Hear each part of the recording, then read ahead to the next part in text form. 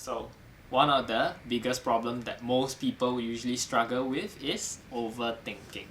Okay, so in this video, I'll be sharing 10 signs that you are most likely an overthinker, and also 10 steps for you to actually get rid of overthinking all at once. Okay, so before I head into the topic, Namaste, Pranam. My name is Garret. My mission as a life coach is to help people realize their infinite potential by tapping into spirituality, the law of attraction, and feng shui. I'm very blessed to be trained under a Himalayan yogi who's taught me the ways of the yogic teachings as well as spirituality, which is the whole umbrella of life. So before I start the topic, please make sure you guys remember to hit like, subscribe, and comment your learnings in the comment section. And it's also always nice to know where you guys are tuning in from. And I'm dedicated to make 4 videos a week to spread more light and positivity to the world. Okay, so without further ado, let's head into the topic. So a lot of people might be thinking, what is overthinking? So overthinking, I'm pretty sure, needs no explanation. It's about thinking over a situation for too much and for too long. Okay, so it may be running through a situation in your mind that you're about to make a decision, okay, and you might be considering all the goods and the bads that might happen along the way. So you might be brooding over it for too long. Okay, so just need to know that when you're doing that, you might run into a sick cycle. This sick cycle is what we call analysis paralysis. Okay, so it's thinking over the situation, rerunning it in your mind for too much, for too long as well. Okay, so how should you know about overthinking? You must first understand how the brain actually functions. Okay, so in the cerebral cortex, right, the most is actually the part whereby it's used in the most logical aspect of our thinking. Okay, it's the cerebral cortex. Okay, so when you start to use that part of the brain to think of all the sequences and all the functions of the problems that's running across into the decision making process, then it will start to be used. Okay, and when you start using it more, and when you start to inject fear into it, all the fear elements of what could happen and what could not happen, all these kind of situations, and you run it through, that's where it will activate the most central part of the human brain. That's the amygdala. Okay, so the amygdala, right, is the most, research has actually shown that it is actually most closely linked with fear and anxiety. So when you start to use the amygdala and start to kick in, okay, you will form even worse of a cycle. Then the amygdala will actually be activated more and more, and it is also used to actually help in terms of make our heart pound even more, and it actually makes us go into a state of more stress, and it actually triggers us to go into state of confusion as well as anxiety. Okay, so that is the function of the amygdala and as well as the cerebral cortex. Okay, then so you must know that sometimes when you overthink too much, right, this anxiety might even form even further. It creates an even more vicious cycle whereby it would actually trigger the amygdala to be used even more. So it's like you're no longer thinking using the cerebral cortex, you're using more of the amygdala. Okay, then you might find yourself going into confusion. Okay, so you must understand, whenever we think of overthinking, what are the criteria of overthinking? Okay, so definitely the main and most biggest criteria is being in the future. Okay, always thinking of the uncertainties. So being in a state of uncertainties would basically mean that you're always living in the future, worrying what happen and what are the most possible extent of your decision process. Okay, and that it usually hinders your judgment because you're always trying to live in the future. Okay, then that will potentially lead you into what we call a clustering illusion. Okay, so what is a clustering illusion? So it's an example of take for instance like a situation like perhaps maybe you had an argument with your boss in the company, and when in the argument it was a fierce battle. Okay, so you had conflicts here and there in the argument. Okay, and after that you end work and you went home. So when you're on your way home, probably on the drive back, you run all kinds of situations that might occur from this fight with your boss. Are you gonna lose your job? Or I'm gonna get a new house? What would happen to my mortgage, and so on and so forth. So all these things are actually causing you to overthink. Okay, so that is like a situation of clustering of illusion. Then it also adds up with the other external factors that may cause you to overthink. So the factors are like your schedule, perhaps maybe your work schedules or the lifestyle that you have. So definitely when you have your schedules allow you to have more time to brood over things, you would make the best out of it. You would definitely make use of this time to overthink. Okay, so the schedule is one of the factors. Second thing is the impact of the event. So take for instance this incident of quarreling or arguing with your boss. Is the impact of it a major impact? Is it over a situation of a work situation that is major? If it's a major event, that definitely is a major business decision, right, that cause an argument, then definitely this impact is gonna cost more in terms of your overthinking. Okay, then you have to go down to the people involved as well. So take for instance again, we use this situation. So the people involved in this incident is your boss basically. So definitely the impact is gonna be big because he or she is basically the main driver of this whole decision process, or the whole person that's involved in this overthinking process. Okay, then lastly in the other factors would mainly be how the person reacts. Is he optimistic or pessimistic? Is he somebody that would focus on only the positive or only focus on the negative? These are the factors that might affect your overthinking process. Okay, so then we head into the 10 signs that you may be encountering your overthinking. Okay, if you have these 10 signs, then you are an overthinker. Okay, so sign number 1, you are encountering sleeping problems. Okay, so most people usually when they have overthinking or they have a seriously active brain, they will carry it through into bedtime as well.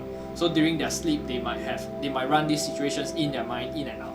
Okay, so the worries and all the mind will actually start to doubt their decisions and all. Okay, so second thing is you start to self-medicate. So what do I say by you start to self-medicate? Research has actually closely shown that most people in anxiety, in a state of fear, they will start to binge eat. They will start to develop like interest in drugs, smoking, alcohol, or even other external form of resources to kind of provide this temporary kind of emotional support, or more of like to help you create a temporary relief of your symptoms. Okay, so you learn to basically self-medicate and numb your own feelings internally. But bear in mind, it's only temporary. It will only create some form of comfort for that moment.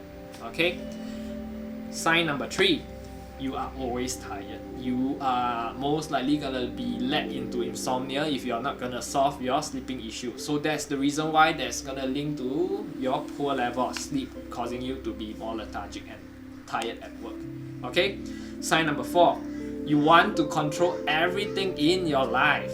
So know this, I've got a lot of people that want to take control of their lives. I've met a lot of them, and they are always, and I am also one of them in the past. Okay, so know this, that you're always trying to take control every aspect of your life, even down to the tiniest bit. This decision that you're gonna make, you need to make sure that you have to do it by when, and you need to make sure that you put in the most dedicated amount of time at this specific aspects of your life. That is not gonna work, because know this, whenever you try to take control of everything, there's something as Murphy's Law. It will not always turn out the way you want it to be, you see. And when that happens, that's gonna cause you even more tired, more stressed out, and usually you will suffer even more when that happens. Okay, sign number 5, you obsess over failure. So basically you become a perfectionist. Everything in your life has to be perfect. Nothing else can go wrong in your life. That's the reason why you are afraid of mistakes. Okay, the fear of failure. Okay, and then because of this, you're lacking all this failure, these mistakes in your life, you will never learn and you will never truly grow above your norms. Okay, so sign number 6, you worry about the future. So a lot of optimistic people, successful individuals, they only focus on the positives that could happen in the future. They never go and brood over the things that might happen to them. Okay, they don't go and worry about the failures, the negative aspects of life, or what could go wrong. Okay, sign number 7, you are stuck in the past. So a lot of beating up in this whole process. So you like to beat up yourself.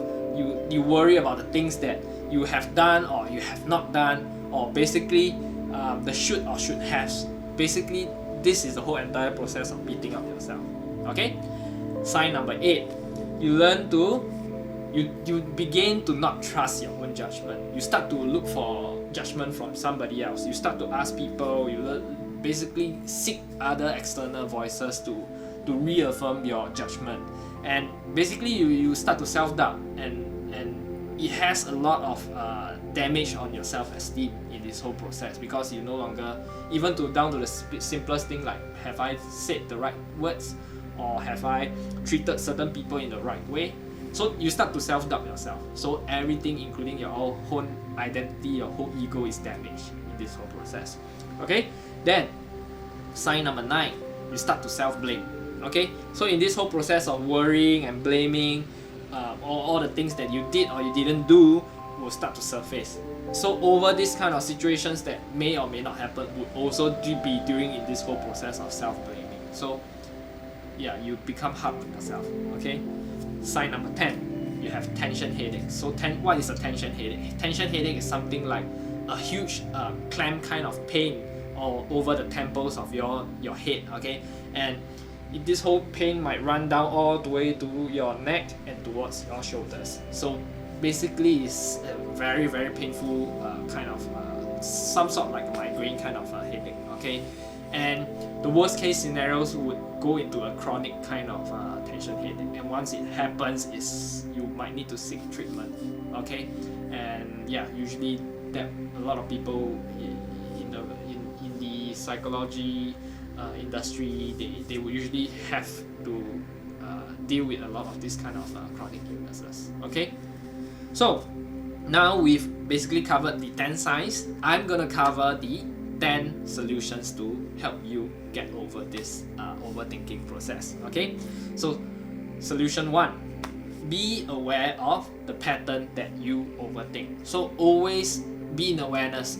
First, when you start to overthink, a lot of people just run with it. Okay, they let the minds take control. Don't do that. You need to be in awareness. So every kind of, even including your thoughts and emotions. So any thoughts and emotions, once it surfaces in your mind, it's good that you be aware of it. And the moment you are aware that you're starting to worry, then start to pull yourself back into the picture. Start to say, this should not happen. Okay, I should not let this overthinking start to go on. And once you start to let it rumble, right, then you will not stop. Okay, so be aware of the pattern and your thinking process, and what kind of triggers that cause you to overthink, what kind of circumstances, what kind of situation. Okay, solution number 2, focus on the positives. Okay, so a lot of people like to be very pessimistic. They only focus on all the negative things that could happen. But what about all the positive things that might happen as well? So certain decisions that you make, most of the time, you would always think about the negative. Then what about the positive? Okay, you must know that it is only thinking about the right. If you think about the right, then definitely the chances you attract would be more of the right. If you keep thinking of what could go wrong, your mind is actually you're programming your subconscious to actually act that way as well. So things will definitely happen if you think that way. So focus on all the positive of all the things that could definitely go right as well. Okay, don't brood on the negative. So solution number 3, redirect your energies on healthy habits. So a lot of people like to call it like basically divert your focus, or they will call it numbing it down, or distract yourself. I would more of like to call it like redirect your energies. So because focus is also energies, right? So you redirect it on healthier habits like jogging, exercising, healthy eating, yoga, meditations, even music, all your hobbies, anything that makes you take your mind off things. Okay, so a lot of people I find very useful when it comes down to exercising, because when you sweat, you produce endorphin in your system and it makes you happy and relaxed. Okay, so things like that can actually help you. People like to listen to music, watch movies as well. It's also fine. Okay, then solution 4. Think of the large picture. So learn to reevaluate yourself and challenge yourself in every situation. Even though it's tough, certain times it might be tough, but during this toughest period, you're growing in the whole process as well. Then ask yourself, would this decision that cause you to overthink affect me if I made the wrong decision? And what kind of effect would it cause in the next 5 years? If it's not big, then why worry, right? Okay, so solution number 5. Observe your fear.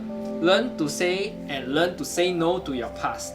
Not let your past affect you anymore. Heal from the past situations, because not every situation will turn out to be like your past. Certain situations in your current situation might be positive. You wouldn't know unless you try. Okay? Solution 6.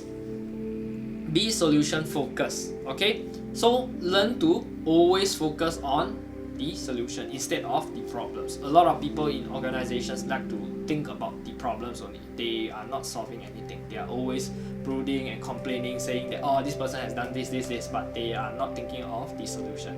Only the successful ones are able to think of solution focus before any problems arise. So that is the clear mindset of successful individuals. Okay? So learn to reflect, learn to self-reflect. So certain times you could spend 20 minutes a day just to reflect on yourself. Okay? In this whole process, learn and think and evaluate only on solutions. Don't go and focus on the problems during this period. Okay? Solution 7. Set a time limit for your decisions. Okay? So in this process, right, perhaps maybe smaller decisions, you can just set yourself, maybe give yourself an hour to decide. Then after that 1 hour, take action. Okay? Make the decision. Okay? Or if it's a major impact on your life, it's a major decision, a life decision, then you have to take a longer time period, maybe a week or a month or even a year, up to it, depending on the situation. Learn how to evaluate that. Okay? Solution 8. Release control. Know that everything in life is already pre-planned. So you are just a nice co-creator with the universe. Okay? Know that whenever you try to take control, most of the time you try to take control in your own ways, but the universe has already sorted out a plan for you. Just need to go with the flow. Okay? And when you try to take control too much, that's where everything starts to fall apart, because life don't usually go the way that you want it to go. Okay? As soon as you learn to grow, as soon as you learn about this fact, you will be more released from this whole stress. Okay? So solution number 9. Practice mindfulness. So mindfulness is basically when you are meditating, learn to let all the thoughts come in and out. Okay? Evaluate all these thoughts, every bit of it. So when you evaluate, let it run through your mind, then see the amount and observe, witness every thought that comes in. Then you actually let these thoughts become powerless, because you're observing it in the whole mind. It's different from overthinking. It's just let it surface and let it witness and pass. Okay, that's mindfulness.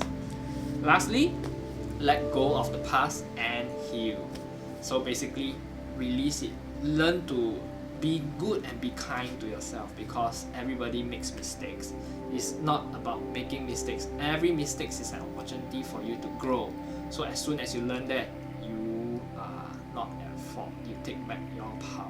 You heal up from the past, all the traumas and all the injuries. Everybody can blame you and fault you, but you yourself can't blame and fault yourself. If you do that to yourself, you are equally as bad to yourself like the rest. So nobody can love you better than yourself, because self-love is the most ultimate importance of every individual. If you don't love yourself well, you don't love yourself right, then what's there to living in this world, right? So know this. Okay, so with that, I hope you've learned something from this video, and if you do, please make sure you comment your learnings in the comment section. With that, I end my video off. Namaste.